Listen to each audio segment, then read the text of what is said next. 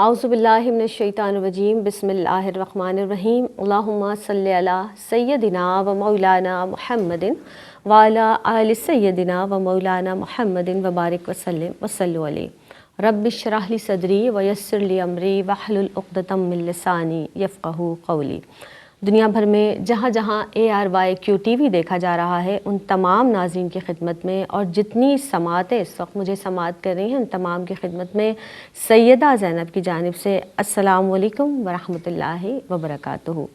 جناب، میری پہچان کی ایک نئی ایپیسوڈ کے ساتھ، ایک نئے عنوان کے ساتھ آپ کی خدمت میں حاضر ہیں۔ ہم فی زمانہ کیا دیکھ رہے ہیں کہ معاشرہ بڑا افراتفری کا شکار ہے، بڑی گراوٹ کا شکار ہو چکے ہیں۔ ہم بدلتے ہوئے رویوں کو دیکھ کر سخت نالاں ہو جاتے ہیں، اور یہ جو بدلتے ہوئے رویے ہیں نا معاشرے کے، ناظرین محترم، ان کو دیکھ کر ہمارے اپنے رویے بھی بہت سخت ہو گئے ہیں۔ یعنی عام الفاظ میں اگر یہ کہا جائے کہ ہمارے دل سخت ہو چکے ہیں تو یہ کوئی غلط بات نہ ہوگی۔ اکثر اوقات ہی ہم یہ سنتے ہیں کہ جناب معاشرہ بہت خراب ہو گیا ہے۔ معاشرہ کون ہے؟ میں اور آپ معاشرہ ہیں، میں اور آپ مل کر معاشرہ بناتے ہیں جناب۔ تو اگر مومن کا آئینہ ہے نا، ہم جیسا دیکھیں گے سامنے ویسا ہی ہمیں اپنا عکس نظر آتا ہے، تو کیا ہی اچھا ہو کہ ہم اپنے اخلاق کو بہتر بنائیں۔ ہم اخلاق کی گراوٹ کا اس قدر شکار ہو چکے ہیں کہ ہم اینٹ کا جواب پتھر سے دیتے ہیں۔ ہم کہتے ہیں جناب کوئی ایک گالی ہمیں دے تو ہم آگے سے 2 دیں گے، اگر کوئی ہم سے چھوٹی سی ناانصافی کرے گا تو ہم اس سے بڑھ کر اس سے بدلہ لیں گے۔ اخلاق کیا ہے؟ برداشت کرنا بھی اخلاق ہے، سخاوت کرنا بھی اخلاق ہے، محبت سے بات کرنا بھی اخلاق ہے جناب، شکر گزاری کا جو رویہ ہے وہ بھی اخلاق ہے۔ تو آج ہم اخلاق اور معاشرے کے تعلق سے بات کریں گے۔ معزز مہمان شخصیات ہمارے ساتھ موجود ہیں جن کا تعارف میں آپ کے سامنے کراتی چلوں کہ ARYQ TV کی موسٹ سینئر اسکالر ہیں، ہم سب محبت کرتے ہیں ان سے۔ ڈاکٹر امتیاز جاوید خاکوی صاحبہ موجود ہیں، ویلکم کرتے ہیں۔ السلام علیکم ورحمۃ اللہ وبرکاتہ۔ وعلیکم السلام ورحمۃ اللہ وبرکاتہ۔ آپ کیسی ہیں؟ خیریت سے ہیں؟ جی الحمدللہ، دعائیں آپ سب کی۔ جزاک اللہ، بہت صحت و تندرستی دے اللہ تعالیٰ آپ کو۔ آپ کو بھی جزاک اللہ جزاک اللہ۔ ان کے ساتھ جو شخصیت رونق افروز ہیں حافظہ عائشہ، ان کا بھی ایک جدا گانا انداز تکلم ہے، بہت اچھا ماشاءاللہ، کم عمری سے ہی بہت اچھا بول رہی ہیں، ویلکم کرتے ہیں۔ السلام علیکم ورحمۃ اللہ وبرکاتہ۔ وعلیکم السلام ورحمۃ اللہ وبرکاتہ۔ کیسی ہیں آپ؟ خیریت سے ہیں؟ الحمدللہ۔ آپ ہم مثالی معاشرے کی تعریف سے آغاز کر لیتے ہیں تاکہ ہمیں پتہ چل جائے نا کہ ایک مثالی معاشرہ ہوتا کیا ہے، جو دین اسلام نے ہمیں ترغیب دی ہے، جو دین اسلام ہمیں درس دیتا ہے۔ تو ایک مثالی معاشرے کی تعریف کیا ہے اور ایک اچھے معاشرے کی تعمیر اور اچھے اخلاق کی اہمیت کو آپ کیسے دیکھتی ہیں؟ فرمائیے گا۔ شکریہ زینب۔ بسم اللہ الرحمن الرحیم۔ اللہ رب العزت نے اپنے محبوب کے لیے ارشاد فرمایا وَإِنَّكَ لَعَلَىٰ خُلُقٍ عَظِيمٍ۔ صدق اللہ مولانا العظیم۔ نبی کریم علیہ الصلوۃ والسلام کے اخلاق کو اخلاق عظیم قرار دیا گیا۔ اور جب ہم بات کریں مثالی معاشرے کی تو پہلے ہم یوں ڈیفائن کریں کہ معاشرہ ہوتا کیا ہے۔ قرآن مجید میں یا معاشر الجن والانس کا لفظ استعمال ہوا کہ اے جن و انس کی گروہ، تو گروہ کے لیے معاشرے کا لفظ استعمال ہوا۔ اسی طرح قوم بھی گروہ کہتے ہیں، قرآن مجید میں آیا لا یغیر ما بقوم حتی یغیر ما بانفسہم۔ خدا نے آج تک اس قوم کی حالت نہیں بدلی، نہ ہو جس کو خیال اپنی حالت کے بدلنے کا۔ تو یہ جو قوم کا لفظ استعمال ہوا، معاشر کا لفظ استعمال ہوا، یا عشرہ عشرن یعنی 10 میں سے 1، عشرہ سے لے تو تب بھی ایک گروہ ایسا کہ جس کی کوئی بات مشترک ہو، خطہ مشترک ہے، رنگ مشترک ہے، نسل مشترک ہے، مذہب ہے، زبان ہے، کسی بھی ایک فطری قدر مشترک ہونے کی بنا پر ایک انسانی گروہ کا مل جانا اور اکٹھے رہنا، تو اس سے ایک معاشرہ وجود میں آتا ہے۔ اب غور کریں تو معاشرہ انسان کی بنیادی ضرورتوں میں سے ہے، ایک فطری ضرورت ہے انسان کی۔ انسان پیدا ہوتا ہے نا تو وہ خود سے نہیں بڑھ سکتا، اسے والدین کی ضرورت ہے، اسے معاشرے کی ضرورت ہے۔ پھر انسان کو اللہ نے آسن تقویم بنایا، وَلَقَدْ كَرَمْنَا بَنِي آدَمَ، تمام مخلوقات کا وہ سردار ہے، بادشاہ ہے، زیرک ہے، غالب ہے، ہر ایک کو قابو میں کر لیتا ہے۔ اور اسے ویسے دیکھیں تو اکیلا کمزور ہے، تنہا، وہ ان دشمنوں کا مقابلہ نہیں کر سکتا. تو ایک طرف تو اس کی فطری ضرورت ہے کہ اسے غذا، لباس، رہائش، علاج، ان چیزوں کے لیے دوسرے انسانوں کی ضرورت ہے. سیکنڈلی یہ کہ اسے اپنے دشمنوں سے تحفظ کے لیے، حالانکہ ہے سردار، ہے بادشاہ، لیکن اس کی بادشاہی، اس کی صلاحیتیں تب کام کرتی ہیں جب وہ گروہ میں ہوتا ہے. جو ایک کی کچھ صلاحیت ہے، دوسرے کی کچھ صلاحیت ہے، وہ مل کر ان صلاحیتوں کا استعمال کرتے ہیں اور دنیا پر حکمرانی کرنے کی اس کے اندر اہلیت ہے، طاقت ہے، ہمت ہے اس کے اندر. تو دشمنوں سے تحفظ اسے چاہیے، وہ چاہے صحرا میں رہے، جنگل میں رہے، چشموں کے کنارے رہے، مگر اسے دشمن سے تحفظ کے لیے گروہوں میں رہنا ہے. پھر ایک اور چیز کی بقائے نسل انسانی، اپنی نسل کو بڑھانے کے لیے اسے معاشرے کی ضرورت ہے. نر اور مادہ ملیں گے تو تبھی نسل کا اضافہ ہوگا. تو یہ جو معاشرہ ہے جو وجود میں آتا ہے، کسی گروہ کا ہونا، وہ مثالی تب بنتا ہے جب اسلام کے سنہری اصولوں پر عمل پیرا ہو. ہر گروہ نے اپنے لیے اصول وضع کیے رہنے کے لیے کچھ، لیکن یاد رکھیں وہ کسی نہ کسی مفادات کے زیر تحت ہوتے ہیں جب انسان خود مرتب کرتے ہیں. اسلام کیا ہے؟ ان الدین عند اللہ الاسلام، یہ اللہ کا عطا کردہ دین ہے. اللہ نے بنیادی اصول عطا کر دیے جن میں کیا ہے؟ پیار ہے، محبت ہے، ایثار ہے، ہمدردی ہے، غمخواری ہے، سخاوت ہے، ایک دوسرے کا خیال ہے، نفرتوں اور دشمنیوں کو نکال دینا، ایک دوسرے کا ہاتھ پکڑنا، ایک دوسرے کے کام آنا، کمزور طبقوں کا خیال رکھنا. ان سے کیا ہوتا ہے؟ ایک ایسا معاشرہ وجود میں آتا ہے جو منظم بھی ہوتا ہے، جس کے اندر اصول ہے رہنے کے، جو مہذب ہوتا ہے، جس کے اصول اور قوانین اس کو تہذیب یافتہ بناتے ہیں. اور یاد رکھیں اعلیٰ ترین تہذیب اسلام کی ہے. تو اسلام نے اسے منظم بھی کیا، اس معاشرے کو اسے مہذب بھی بنایا اور اسے مستحکم بھی بنایا. جب اسلام کے اصول اس معاشرے کے اندر کار فرما ہوتے ہیں، وہ اسلامی معاشی اصول ہیں، معاشرتی اصول ہیں، وہ سماجی اصول ہیں، وہ دینی اصول ہیں، وہ سیاست کے اصول ہیں، جو پریویل کرتے ہیں جب معاشرے پر، تو معاشرہ مضبوط ہوتا ہے، خوشحال ہوتا ہے، مستحکم ہوتا ہے. تو یہ ساری خوبیاں اس معاشرے میں تب آتی ہیں جب وہ اسلام کی عطا کردہ ان اصولوں پر چلے. تو ہم اس معاشرے کو مثالی معاشرہ کہتے ہیں، اسلامی فلاحی معاشرہ کہتے ہیں، جس میں ان اخلاقیات کی پابندی کی گئی جس سے ایک معاشرہ نظم و ضبط کا بھی وہ عادی ہو گیا. اور آپ غور کریں تو ہمارا پورا دین، خواہ وہ عبادات کا نظام ہے، اس نے ہمیں مساوات سکھائی، اس نے ہمیں اتحاد سکھایا، اس نے ہمیں ایک دوسرے کے ساتھ صف بندی کرنا سکھائی، روزے نے ایک دوسرے کا احساس دلایا، زکوٰۃ نے مال دوسروں تک پہنچایا. تو ایک پورا جو نظام ہے اسلام کا، اس نے معاشرے کو مستحکم کر دیا، مضبوط کر دیا. آپ بتا رہی ہیں ماشاءاللہ، اگر ہم واقعی اس مثالی معاشرے کو عملی جامہ پہنائیں تو معاشرہ کس قدر خوبصورت، اللہ اکبر، حسین ہو جائے. بے شک. مثالی معاشرے کی بات ہوئی ہے، عائشہ یہ بتائیے گا مثالی معاشرے کے قیام کے لیے کون کون سی جو بنیادی اخلاقیات ہیں جن پر عمل پیرا ہونا لازم ہے، ضروری ہے، کیا کہیے گا؟ اعوذ باللہ من الشیطان الرجیم، بسم اللہ الرحمن الرحیم، صلی اللہ تعالی علی خیر خلقہ محمد وآلہ واصحابہ اجمعین. بہت شکریہ، بہت اچھا سوال آپ نے کیا ہے. دیکھیں اللہ تعالیٰ نے ہم تمام لوگوں کو اشرف المخلوقات بنایا، اور اشرف المخلوقات بنا کر اسی فضیلت کے ساتھ ہمیں اپنا نائب بھی بنایا زمین کے اوپر. اب جب ہمیں اپنا نائب بنا دیا تو ایک بہترین، ایک مثالی معاشرے کی تشکیل کے لیے ہمیں کیا کرنا ہے کہ ہم تمام لوگوں پر بحیثیت مسلمان، بحیثیت انسان، بحیثیت اشرف المخلوقات، ہم سب کی الگ الگ ذمہ داری ہے. ہم سب کا کردار ان تمام چیزوں پہ موجود ہے. آپ نے بات کی بنیاد کی. بنیاد کیا ہوتی ہے کہ جس کے اوپر پوری عمارت قائم ہوتی ہے، جس کے اوپر پوری عمارت کھڑی ہو جاتی ہے. جب ہم بنیاد کی بات کرتے ہیں تو ہماری بنیاد کیا ہے؟ ہماری بنیاد تو دین اسلام ہے. ہماری بنیاد دین اسلام ہے. اور دین اسلام کیا ہے؟ ہمیں ہر وہ کام کرنا ہے جو اللہ اور اس کے رسول نے ہمیں بتایا، ہمیں جو احکامات دیے ہیں.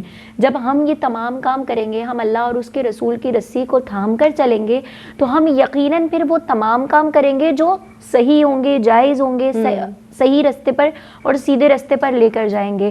عدل و انصاف ہے، ہمدردی ہے، ایثار ہے، ثقافت ہے، محبت ہے، پیار ہے. یہ تمام کی تمام وہ باتیں، یہ تمام کے تمام وہ اوصاف ہیں کہ جن کو کر کے ہم یقیناً ایک مثالی معاشرہ تشکیل کر سکتے ہیں. لیکن دور حاضر کی بات کر رہے ہیں، اس وقت بیٹھے ہیں یہاں بات کر رہے ہیں، تو آپ دیکھیں کہ اس وقت ہمارے درمیان رنگ، نسل، زبان، فرقہ واریت، ان پر کیا ہوتا ہے، تعصب پیدا ہونے لگا ہے. ہمیں ان تمام چیزوں کو ختم کرنا ہے. اور ہم تمام چیزوں کو کیسے ختم کریں گے؟ اس طرح ختم کریں گے کہ ہمارے اندر فکری حیات اور وہ مقصد بیدار ہونا چاہیے جو ہمیں بتایا گیا ہے، جو ہمیں سکھایا گیا ہے. سورہ حج کی آیت نمبر 77 ہے. اللہ رب العزت فرماتا ہے یا ایھا الذین آمنوا ارکعوا واسجدوا واعبدوا ربکم.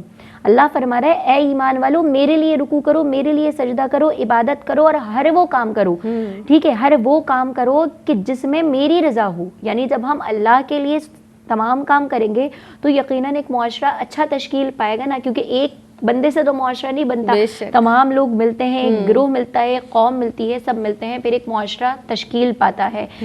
ان اصولوں میں، ان باتوں میں، اور وہ بنیادی چیزیں کہ جن پر ہم اپنے معاشرے کو کھڑا کریں گے، وہ کیا ہے؟ سب سے پہلا اصول کہ کوئی بھی انسان ہو، چرند ہو، پرند ہو، ہر ایک کا جو ایک کی جو جان ہے، مال ہے، خون ہے، اس کی جو حرمت ہے نا، ہمیں اس کو باقی رکھنا ہے. ہمیں سمجھنا ہے ہم کسی کا نام قتل نہیں کر سکتے، خون نہیں کر سکتے، ہمیں یہ تمام چیزیں نہیں کرنی ہیں. ہمیں انسانیت کا درس دینا ہے، تو چاہے وہ پھر کسی بھی قوم سے ہو، کسی بھی فرقے سے ہو، یا کوئی بھی انسان ہو. لیکن اگر ہمیں کوئی دکھ رہا ہے کہ کوئی بھوکا ہے تو ہمیں یہ نہیں سوچنا کہ آیا اس کا فرقہ کیا ہے یا یہ کس قوم سے تعلق رکھتا ہے، یہ کون ہے. ہمیں جا کر اس کو کھانا کھلانا ہے. کسی کے جسم پر کپڑے نہیں ہیں، ہمیں اس کو کپڑے پہنانے ہیں. کوئی ہمارے سامنے بیمار ہے، کوئی زخمی ہے، کوئی عورت ہے، کوئی بچہ ہے، کمزور ہوتے ہیں نا، تو ہمارے ہاں کیا ہوتا ہے، ہم کمزوروں پر اپنا روب جھاڑتے ہیں.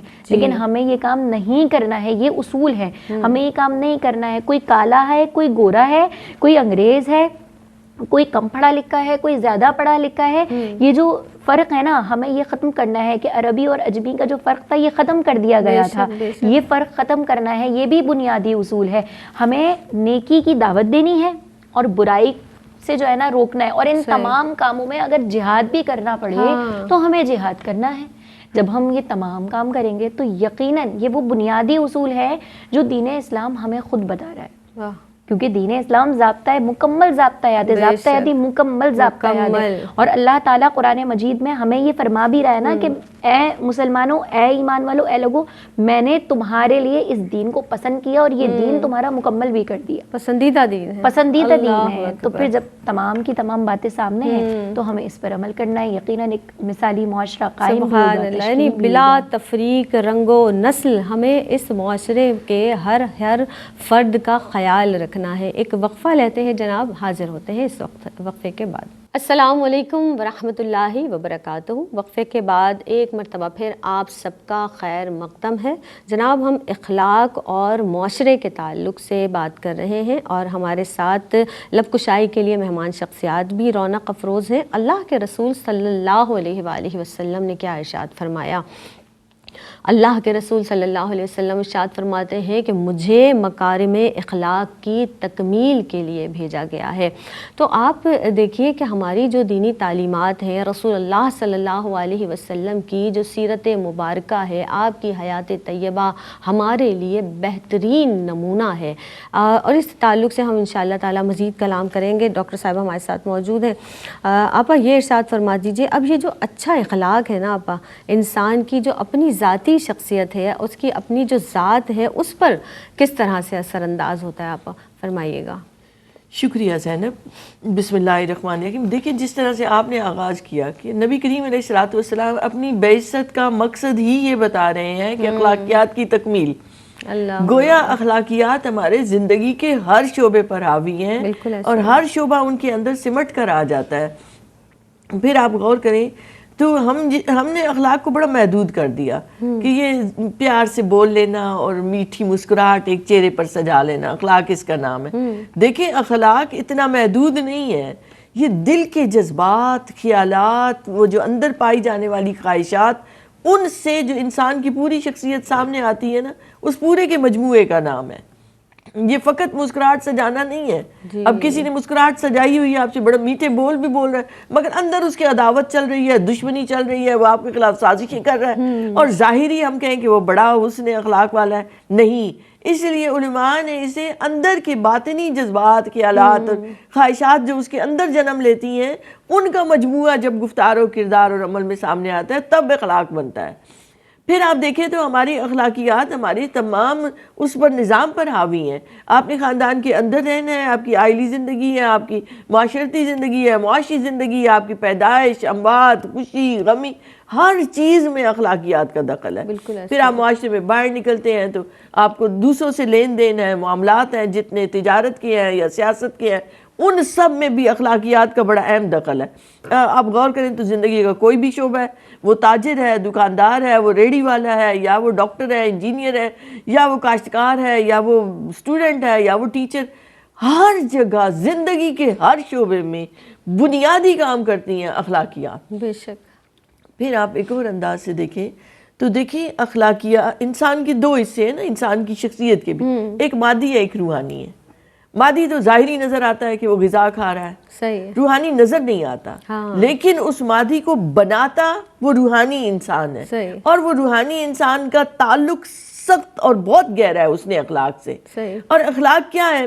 آپ نے کوئی نیکی کی، کوئی خیر کا عمل کیا، تو وہ خیر کا عمل آپ نے سوچ کر کیا، آپ نے سوچا کہ میں نے جھوٹ نہیں بولنا، میں نے سچ بولنا ہے، صحیح ہے۔ اچھا عمل ہے۔ آپ نے سوچ لیا کہ میں نے چوری نہیں کرنی، اس کا مال ہے میں نے نہیں لینا۔ اب یہ کیا ہے؟ کوئی بھی عمل آپ اچھا کر رہے ہیں سوچ کے کر رہے ہیں، تو یہ عمل بالقرآن ہوا، عمل بالسنہ ہوا، ابھی وہ اخلاق نہیں بنا۔ اخلاق کب بنتا ہے؟ جب ایک کام آپ تسلسل سے اتنا کرتے ہیں کہ آپ کی زبان جھوٹ بول ہی نہیں سکتی، عادت بن جائے وہ آپ کی، عادت بن اللہ جائے، اکبر۔ اور عادت بھی ایسی رچی بسی ہو کہ جیسے آپ کا استری پہ ہاتھ لگتا ہے نا، گرم استری پہ، فوراً کھینچ لیتے صحیح ہیں۔ ہے۔ تو اخلاق آپ کے اتنے رچے بسے ہوں کہ آپ سے ہر وقت دوسروں کے لیے غمخواری ہو رہی ہے، دوسروں کے لیے ہمدردی ہو رہی ہے، ایثار ہو رہا ہے، آپ دوسروں کے کام آ رہے ہیں، آپ کے لیے جذبات ہی دوسروں کی خیرخواہی کے ہیں، پیار کے ہیں، محبت کے ہیں، کوئی بھی فرد ہے تو آپ نے دائرہ وسیع کر دیا۔ جب ماننے والے اس اللہ کے ہیں تو اللہ تو کہتا ہے مخلوق میرا کنبہ ہے، اللہ تو مخلوق اس کا کنبہ ہے، تو ساری مخلوق کے لیے جب آپ کا ہاتھ بھی کشادہ ہو گیا، دل بھی کشادہ ہو گیا، آپ کے اندر وسعت آ گئی، ظرف آ گیا، تب آپ حقدار ہیں کہ انسان کہلائیں۔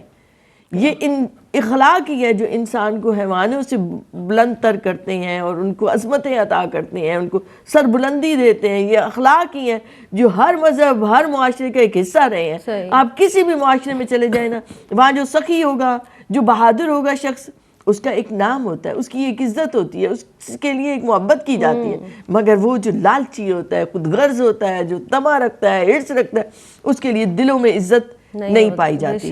اور یہ انسانی معاشرے کا حصہ رہا ہے ہمیشہ سے کہ اچھے اخلاق کا اچھا ایک رزلٹ اسے دنیا میں ہی مل رہا ہوتا ہے۔ تو اسلام نے تو اس کے لیے اجر عظیم رکھا کہ صرف یہ دنیا نہیں، یہ تو عارضی ہے، متاع الدنیا قلیل، اسے ختم ہو جانا ہے۔ تو ان لمحوں میں تمہاری یہ آج کی نیکی کام آئے گی جو تم مخلوق خدا کی بھلائی کے لیے کرتے ہو، اور ذرہ برابر بھی کرتے ہو تو اس کا بے شمار اجر اور ثواب پاؤ گے۔ یعنی آپا میری جو ناقص عقل ہے اس میں یہ بات سمجھ میں آئی ہے کہ ایک ہوتا ہے کہ سامنے والے کو دیکھ کر ہم خوشامد والا رویہ اختیار کر لیتے ہیں، وہ اخلاق نہیں ہے، وہ خوشامد ہے۔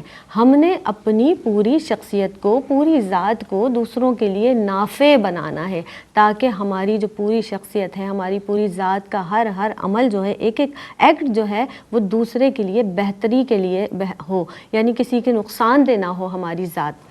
عائشہ آپ موجود ہیں، اب ہم فی زمانہ جب ہم پوری اپنی سوسائٹی پر نظر ڈالتے ہیں عائشہ، تو بہت سی جو بد اخلاقیاں ہیں وہ ہماری سوسائٹی میں رائج نظر آ رہی ہوتی ہیں، جن کو ہم برا بھی نہیں جان رہے ہوتے، یعنی وہ کتنی زیادہ رچ بس گئی ہوتی ہیں کہ شاید آج ہم انہیں برا بھی نہیں سمجھتے۔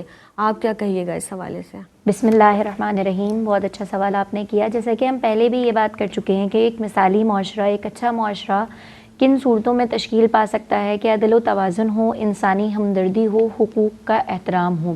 جب یہ تمام چیزیں ہوں گی تو جو اخلاقی برائیاں ہیں، جھوٹ ہے، فریب ہے، دھوکہ ہے، یہ تمام کی تمام چیزیں خود بخود ختم ہو جائیں گی۔ لیکن کیونکہ اب اس وقت یہ دور چل رہا ہے، اتنا نازک، اتنا پرفتن دور ہے کہ یہ دور جو ہے نا وہ زوال کا دور چل رہا ہے، یعنی کہ اس وقت ہم اگر برائیوں کو برائی نہیں سمجھ رہے، تو حدیث پاک کا مفہوم ہے کہ رسول اکرم صلی اللہ علیہ وآلہ وسلم نے فرمایا اگر تم کسی برائی کو دیکھ رہے ہو تو تمہیں چاہیے کہ تم اس برائی کو روکو ہاتھ سے، ٹھیک ہے، لیکن اگر تم ہاتھ سے روکنے کی استطاعت نہیں رکھتے، نہیں روک سکتے، تو تم زبان سے روکو، لیکن اگر تم زبان سے بھی نہیں روک سکتے تو تم اپنے دل میں برا جانو، اور اگر تم ایسا نہیں کر سکتے تو تم بہت کمزور ہو۔ ہمیں یہ بات بتائی جا رہی ہے۔ آج دیکھیں کہ ہمارے لیے جو اخلاقی برائیاں ہیں نا، اس کی سب سے بڑی وجہ ہمارا گھر ہوتا ہے، ٹھیک ہے، کیونکہ گھر سے ہی ایک خاندان بنتا ہے، خاندان سے پھر نسل بڑھتی ہے، پھر وہ کنبہ بنتا ہے، قبیلہ بنتا ہے، ایک گھر سے دوسرا گھر، تیسرا گھر جب ملتے ہیں نا تو پھر ایک کنبہ، ایک قبیلہ، ایک معاشرہ پھر تشکیل پاتا ہے۔ ہمارے گھروں میں سب سے پہلے ان اخلاقیات کی جو یہ برائیاں ہیں نا، بد اخلاقیاں رائج ہو رہی ہیں، ان کو ان کی جو روک تھام تھی نا وہ ختم ہو چکی ہے۔ کس طرح کہ اگر آپ پہلے کے معاشرے میں جائیں، پہلے کے دور میں جائیں، تو پہلے کے بڑے بزرگ ہوتے تھے، وہ اپنے گھر کے بچوں کو بٹھاتے تھے، سمجھاتے تھے، والدین ہوتے تھے، خاص کر جو والد کا جو ایک وہاں پر رتبہ یا والد کا جو کردار ہوا کرتا تھا نا، وہ یہ ہوتا تھا کہ اپنے تمام کاموں سے فارغ ہو کر وہ اپنی اولاد کو لے کر بیٹھتے تھے، اور ایک اولاد، دو اولادیں بھی نہیں، کتنے کتنے بچے ہوتے تھے، ان کو ہم ہر چیز حلال و حرام، ہر چیز سمجھانا، بتانا، سب کچھ سکھانا، یہ تمام چیزیں ہوتی تھی۔ لیکن اب آپ دیکھیں آج کیا ہوتا ہے، ہمارے گھر کا جو سربراہ ہے، جو شوہر ہے، وہ سب سے پہلے تو وہ بھاگ دوڑ میں لگا ہوا ہے کہ اسے صرف پیسہ کمانا ہے، وہ صبح جاتا ہے، رات کو گھر آتا ہے، اسے یہ ہوش نہیں ہے کہ اس کے بچے کیا کر رہے ہیں، ان کی اخلاقی تربیت کیسی ہو رہی ہے، ہو بھی رہی ہے کہ نہیں ہو رہی۔ ہم ان تمام چیزوں سے عاری ہو چکے ہیں۔ پھر ہم تعلیم گاہ کو دیکھتے ہیں، ہم درس گاہوں کو دیکھتے ہیں، تو آج دیکھیں کہ ہم نے کتنی مشکل سے اسلام کو، یعنی کہ پاکستان میں اسلام رائج ہوا۔ پاکستان کا مطلب لا الہ الا اللہ۔ جب ہم نے اس مقصد کے لیے پاکستان کو بنایا کہ یہاں دین اسلام رائج ہوگا، لیکن آپ ہماری تعلیم گاہوں کا، درس گاہوں کا حال دیکھیں، یہاں کا آپ ماحول دیکھیں، یہاں پر ہم مکمل طور پر مغرب میں گھر چکے ہیں، ہم مغرب کی زد میں آ چکے ہیں، حالانکہ ہمیں ایسا نہیں ہونا چاہیے تھا۔ ہم نے تمام باتوں کو، تمام چیزوں کو فراموش کر دیا ہے۔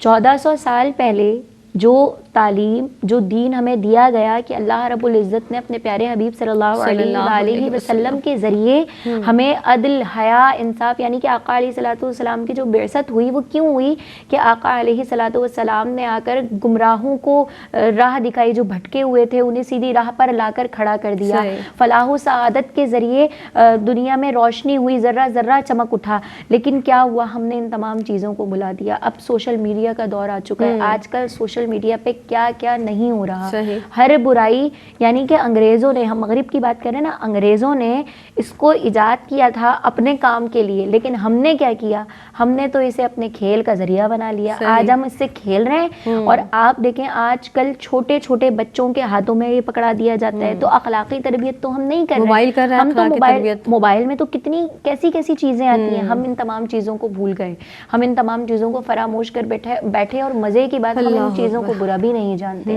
ٹھیک ہے۔ حضرت تمیم داری رضی اللہ تعالیٰ عنہ فرماتے ہیں کہ آقا علیہ الصلوۃ والسلام نے فرمایا دین جو ہے نا وہ سراپا نصیحت ہے، اگر ہم دین پر قائم ہو جائیں، ہم دین کی رسی کو مضبوطی سے تھام لیں، ہم ان تمام چیزوں سے بچ جائیں گے۔ یا اگر ہم یہ حدیث پڑھ لیں، جان لیں، اور صرف نہ پڑھ کر جان کر بلکہ سمجھ لیں کہ اللہ رب العزت نے اپنے پیارے حبیب صلی اللہ علیہ وسلم کے ذریعے ہمیں یہ بتلا دیا کہ قیامت کے دن ہر ذمہ دار سے سوال ہوگا۔ ہم نے ذمہ داری کی بات کی نا، ہماری ذمہ داری ہے، تو ہر ذمہ دار سے سوال ہوگا۔ جو امام ہے اس سے اس کی رعایا کا سوال ہوگا، شوہر ہے تو اس سے اس کے گھر اور اس کی بیوی، کیونکہ وہ اس کے ماتحت ہے، اس کا سوال ہوگا۔ اگر بیوی ہے تو اس کے خاوند کا جو گھر ہے اس کا، اور اس کے جو بچے ہیں اس کا سوال کیا جائے گا۔ اور اگر کوئی غلام ہے اور اس کے پاس مال ہے جو اس کے آقا کا ہے تو اس کا سوال کیا جائے گا۔ ہم یہ جان لیں ہماری ذمہ داری ہے، تو پھر ہم ہر چیز کو خود ہی سمجھ جائیں گے، ہمیں ضرورت نہیں پڑے گی۔ سبحان اللہ، بے شک، یعنی مال کہاں سے کمایا، کہاں پہ خرچ کیا، کس پہ خرچ کیا، کس طرح سے خرچ کیا، ہر سوال کا ہمیں جواب دینا ہے۔ سربراہ سے اپنے خاندان کے حوالے سے، خاندان کے تعلق سے سوال کیا جائے گا۔ تو جناب یہ جو ہمارے سوال ہے نا، جو ہمیں سوال نامہ بتا دیا، کتنی آسان بات ہے یہ دین اسلام، کس قدر آسان دین ہے کہ سوال نامہ تو بتا دیا، اس کے بعد بھی ہماری تیاری نہیں ہو پا رہی ہے، تو کم از کم اس کی تیاری تو کیجئے۔ ایک وقفہ لیتے ہیں، حاضر ہوتے ہیں۔ السلام علیکم ورحمۃ اللہ وبرکاتہ۔ وقفے کے بعد ایک مرتبہ پھر آپ سب کا خیر مقدم ہے۔ جناب ہم اخلاق اور معاشرے کے تعلق سے کلام کر رہے ہیں، اور در حقیقت یہی بات ہے کہ ہم اپنے معاشرے پر اگر نظر ڈالیں، اور بار بار یہی بات ہو رہی ہے جناب کہ میں اور آپ مل کر معاشرہ بناتے ہیں، تو اگر فرد واحد اپنے استطاعت کے مطابق اپنے آپ کو، اپنی عادات کو سدھار لے، اپنے رویوں میں بہتری لائے، تو یقینی طور پر گھر پھر پورا معاشرہ بہترین اقدار پر قائم ہو سکتا ہے۔ اب جس طرح ہم مثالی معاشرے کی بات کی نا، تو وہ مثالی معاشرے کی تکمیل کے لیے فرد واحد کو ہی پہلا قدم اٹھانا پڑے گا۔ اب جب ہم بات کر رہے ہوتے ہیں کہ اس کا نقصان کیا ہوتا ہے، جب ہم کسی بھی حوالے سے بات کریں، اگر ہم اپنے رویوں کو بہتر نہ کریں، ہمارا جو معاشرہ ہے وہ اتنی اخلاقی برائیوں کا شکار ہو گیا، تو ظاہر ہے ہمارے رشتے ناتے، ہمارے بہن بھائی ہم سے دور ہو گئے، ہمارے عزیز و قارب ہم سے دور ہو گئے، ہمارے رشتے رنجشوں میں بدل گئے۔ بہت زیادہ نقصان اس حوالے سے پورے معاشرے کو ہو رہا ہے۔ ڈاکٹر صاحبہ آپ ہمارے ساتھ موجود ہیں۔ جب کوئی معاشرہ اخلاقی اقدار سے خالی ہو جاتا ہے آپا، جب ہم بالکل اپنے آپ کو خالی کر لیتے ہیں ان تمام اخلاقی اقدار سے، ایسے معاشرے کا انجام کیا ہوتا ہے؟ وہ تو ہمیں نظر ہی آ رہا ہے کہ انجام ہو رہا ہے، کیا آپ کہیے گا؟ شکریہ زینب۔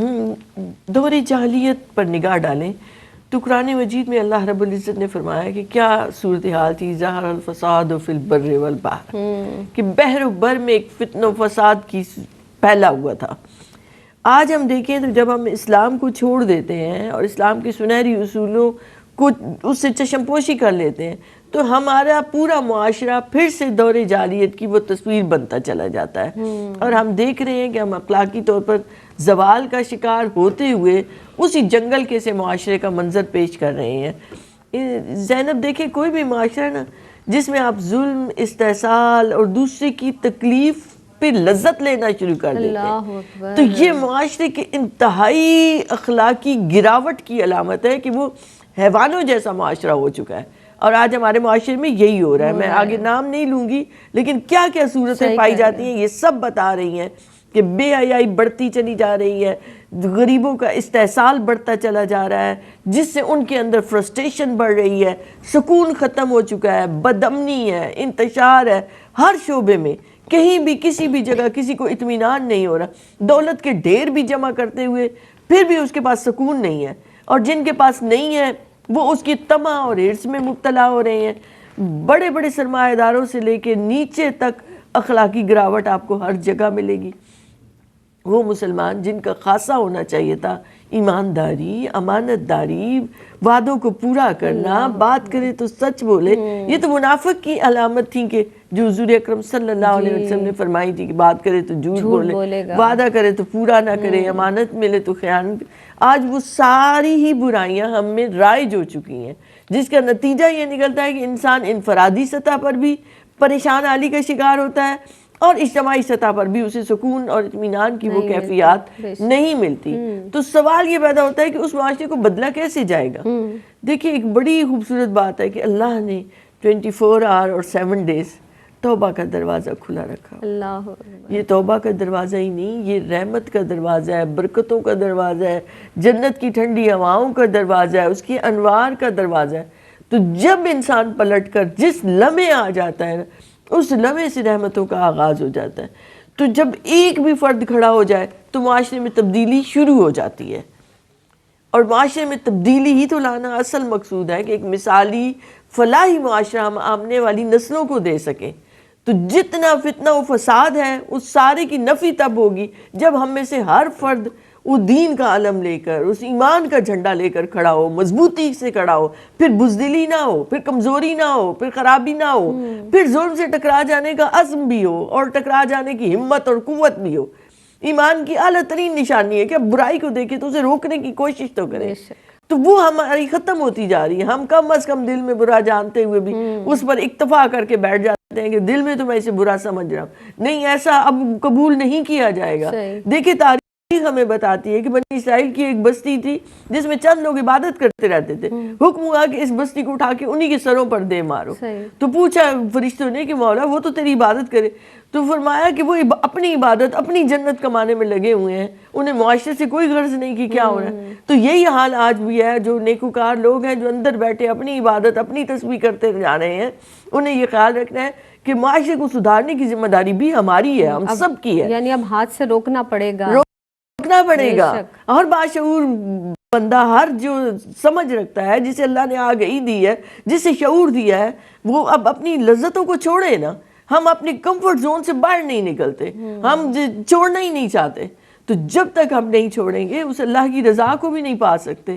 تو ایک ایمان کی بات, اسلام کی بات, حضور کی بات ایسے کرنی ہے دیوانوں کی طرح, تو تب وفا کا حق ادا ہوگا. کہ تو جان بھی دینی پڑے تو دیں, کہ جان دی ہوئی اسی کی ہے. حق تو یہ ہے کہ حق ادا نہ ہوا. تو اس فتنہ و فساد کو روکنے کے لیے ایک مضبوط قوت کی ضرورت ہے, جو ہم سب بنا سکتے ہیں انشاءاللہ. کوشش تو آپ اپنی طور پر اور ARYQ-TV کہ جس طرح سے یہ پروگرام ہے, ہم بھی کوشش کر رہے ہوتے ہیں کہیں نہ کہیں اپنی اصلاح سے اسٹارٹ کریں گے تو انشاءاللہ تعالیٰ یہ جو پروگرام, یہ جو آپ کی باتیں ہیں بچیوں کے, بہنوں کے دلوں پر اثر کریں گے, اور کہیں نہ کہیں کوئی نہ کوئی ایسا پہلا قدم اٹھانے پر ضرور مجبور ہوگا. حافظہ عائشہ ارشاد فرمائیے گا کہ قرآن مجید فرقان حمید میں حسن معاشرت کے کیا کیا اصول بتائے گئے ہیں, کیا کہیے گا اس حوالے سے؟ بسم اللہ الرحمن الرحیم. جیسا کہ ہم سب جانتے ہیں کہ قرآن مجید مکمل ہدایت و رہنمائی ہے, ضابطہ حیات ہے.